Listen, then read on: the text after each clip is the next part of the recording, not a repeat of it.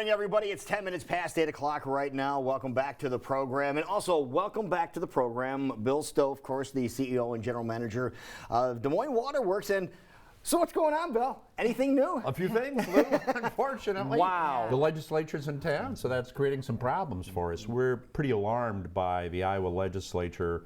Instead of focusing on trying to deal with environmental protection, clean water protection in this state, they're focusing in on breaking up waterworks here in Polk County. Not only Des Moines Waterworks that I work for, but Urbandale and West Des Moines Waterworks also.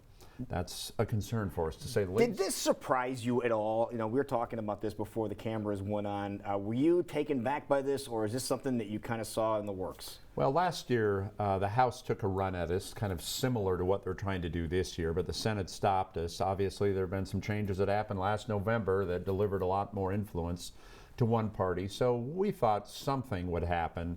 This is even more alarming than what we had supposed, because it not only affects us in Des Moines, but it affects water boards in Urbandale and West Des Moines, and breaks a tradition of independent water boards from city governments that's happened in the Des Moines area for the last 100 years. I was going to say, it's a huge concern. Let's break this down, because as we've talked about the Des Moines Register, which we cover in the morning, other local media agencies, they've been talking about this, which is a good thing, so I think it's important for people to know. But if you had to break it down really quickly, what is happening? What are they trying to do with House File 484? House File 484 and a companion bill in the Senate are essentially eliminating water boards here in Polk County, Des Moines Waterworks, West Des Moines Waterworks, and Urbandale Waterworks. So would that be eliminating the waterworks as we know it? Absolutely. So it would just shut down, or what would happen? It turns over operations to the cities in which they sit. So it would take your keys. You take our keys and take our parks. We have two great parks, Waterworks Park and the Maffett Reservoir Park, and hand them over to the city of Des Moines. That's a huge concern for us, because water boards were set up to be independent from local politics, to have money from our ratepayers focusing on water system improvements, not going for economic development for housing or for filling potholes. There was a concern 100 years ago that having some arm's length between local and city politics and water boards was very important to protect source water. Because water is so essential. Absolutely. It's not like strawberry ice cream. You can't opt out of it. We all have to use it, and it has to be safe. So this is my thing. Let's say this happens and you have to hand over your keys. Is there anybody in the city that could do your job right now, that would know what to do? Well, by definition, you know, people like me are replaceable in the grand scheme of things. The real issue is, do we want our water systems in the hand of local elected politicians, or do you want it in the hands of boards that have expertise and are insulated from politics? Certainly, there are people within the city who have competence, whether it's in West Des Moines or Urbandale or Des Moines, but the real issue for ratepayers is it's a threat to the system. This is kind of what happened in Flint, Michigan now a couple years ago. The state of Michigan reached in and grabbed out the water system from Flint, and that started a daisy chain of problems that ultimately led to public health. We're in the public health business. We're not just managing parks. We're not filling potholes, things that I have some experience with the city of Des Moines in doing, but we're in a very specialty business that you really don't want to jerk around, take money and siphon away from it. It's a public health concern. Have experts that are making the decisions that are essential to the operation of what you guys do there, and they've been there for a long time. They know what they're doing, and you would really take their knowledge and their expertise and hand it over to somebody who was elected to a position. Yeah, and that's exactly true, Lou. And if there was a reason for that, other than our concern that we're being punished, as well as our sisters and brothers in West Des Moines and Urbandale, for environmental protection, for advocating for that, you just don't hand our business over to anyone. If there were a problem, that's something else. But certainly there isn't a problem, and we think that this will create problems and take money from our customers and put it into operations that it really wasn't intended for. Now, Bill, you made the Flint, Michigan reference, and everyone knows what happened in Flint, Michigan. Is it really a parallel? If it goes certainly through? There's some parallels. The parallel is this, that when state government overreaches and goes into local governments, they can create significant problems. Des Moines actually has more lead service than Flint, Michigan. So the potential for that kind of problem is as real in Des Moines as it is in Flint. The real problem is you have people who don't understand water treatment and water distribution who will now make decisions that can create unintended consequences. And certainly that's what happened in Flint. Wow. Now, you mentioned it briefly, Bill, but why do you think this is happening? You know, Jackie, I think it's pretty clear, the Register has done a great job of reporting this, that our lawsuit against upstream counties for agri-pollution into the Raccoon River certainly has created some enemies, and some of those enemies are in the legislature. This particular bill is being sponsored by somebody who lives 100 miles away, a hog farmer from Keota, Iowa. It's being taken through the ag committees in both the Senate and the House. Clearly, this is a local government issue. It should, in fact, be going through a process, if at all, that's not through the ag committees.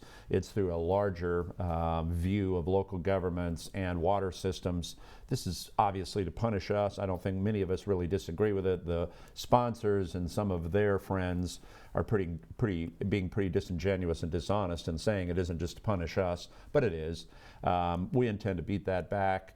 This is an important economic development driver. Cheap water, cheap electricity, good labor are very important economic development factors here in central Iowa. Again, when the legislature overreaches and comes into it, creates a whole series of activities where money's diverted away from water systems, it's going to have a widespread consequence. We're here to fight it. We've got some friends in the legislature and some partners that are working with us, but we really urge your viewers to get a hold of their city council members, no matter what town they live in, their supervisors, and certainly their state legislators, and say, stay away from all the waterworks. Let local governments do what they do best. Now, you said no matter what town they live in, but you're talking about the surrounding communities too, because everybody is affected by this, aren't Absolutely. they? It isn't just the three that you mentioned. No question that what we're concerned about and what our business is concerned about, our industry statewide, is that once the state gets into this habit of essentially reaching into local governments and diverting money away from water systems, that it can happen across the state. Now, I know there's been a public hearing at the Capitol. You've had meetings yourself. Where do we go from here? I know you've said,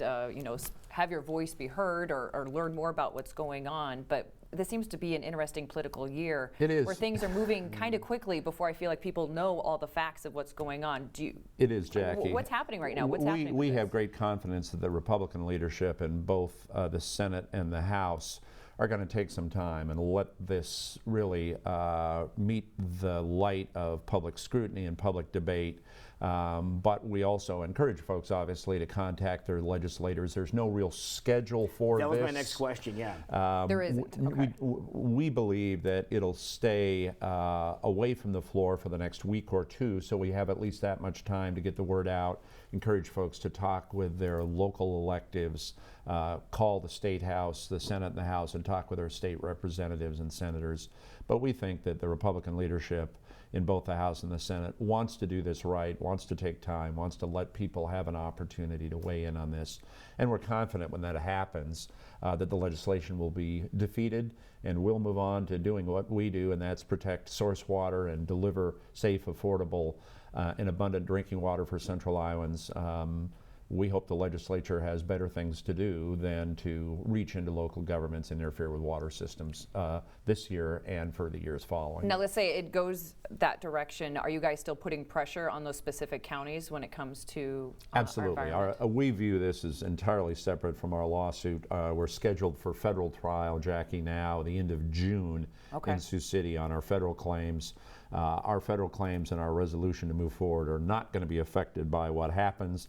The reality is if the water boards are blown up, then the direction of the litigation really will fall, in our case, to the Des Moines City Council, and we think that that'll be the death knell for our litigation and our view of why we are where we are today. Gotcha. But as long as we're around, we'll continue to push forward to better protect the environment in the state of Iowa. All right, so the key thing is here, contact your local officials, let them know what your views are so we can get the process started. Please, Right, absolutely. Great Good to to see see you, you, Bill. buddy. Thank you Thank you, very man. much. Appreciate All right, it. it's 19 minutes past 8 o'clock right now. Stick around when we come back. The Cop Man is in the on-deck circle. He's coming in next on CW Iowa Live.